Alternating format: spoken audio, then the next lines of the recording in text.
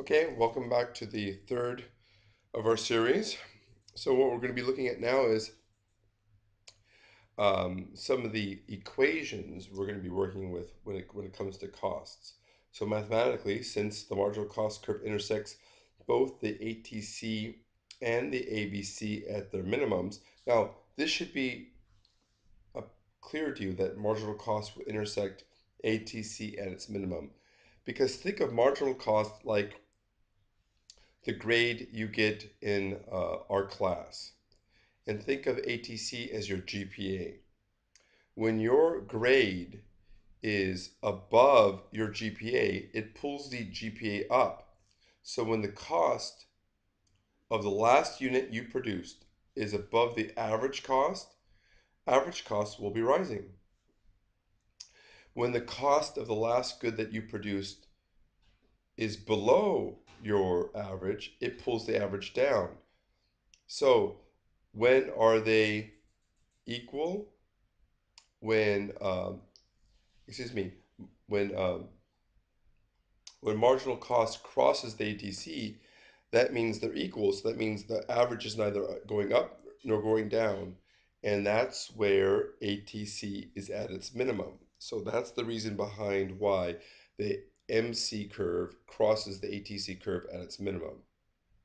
So um, So all you have to do is to set the marginal cost equation equal to the ATC curve to find the minimum point. So let's take a look at that.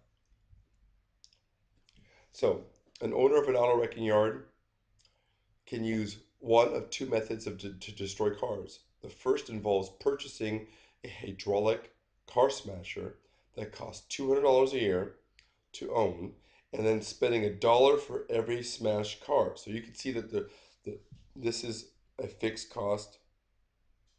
This is a variable cost. The second method involves purchasing a shovel that will last at least 1 year and cost $10. That costs $10, and paying a contractor to bury the cars at a cost of $5 each. This is a fixed cost. This is a variable cost. So we could write these equations out like this. So if the auto wrecking yard wrecks 40 cars per year, which method should it use? In other words, which method will minimize costs? Let's look at method one first. So total cost is going to be your fixed cost um, and your plus Q,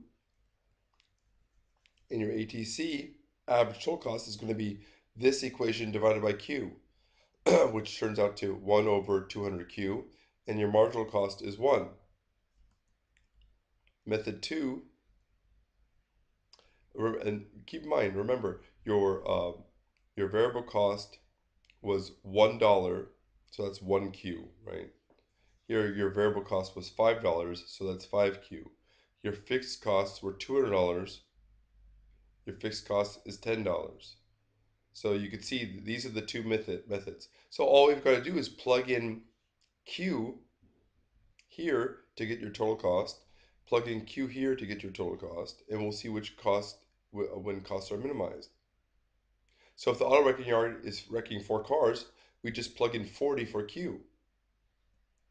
So we plug in 40 for the first method, and we get a total cost of $240. We plug in 40 here, and we get a total cost of $210. So it's the cheaper version. So let's go on to, I have another thing here that you can look into, but let's go on to the next topic. So earlier we saw the problem of allocating a fixed cost resource between two production activities. That was the one we just worked with. Um, and we saw that by allocating solve that by the allocation that equates marginal product for each resource. So now we'll solve the problem of dividing a given production quota between two production processes in such a way to produce a quota at the lowest possible cost. So what I've done here is I've given you two production processes, And what I want you to do is go through this on your own. These could be some good practice problems. The explanation does exist in the PowerPoints. If you've got any questions on this exercise, you just email me and it's good practice for you. So let's go beyond this for right now.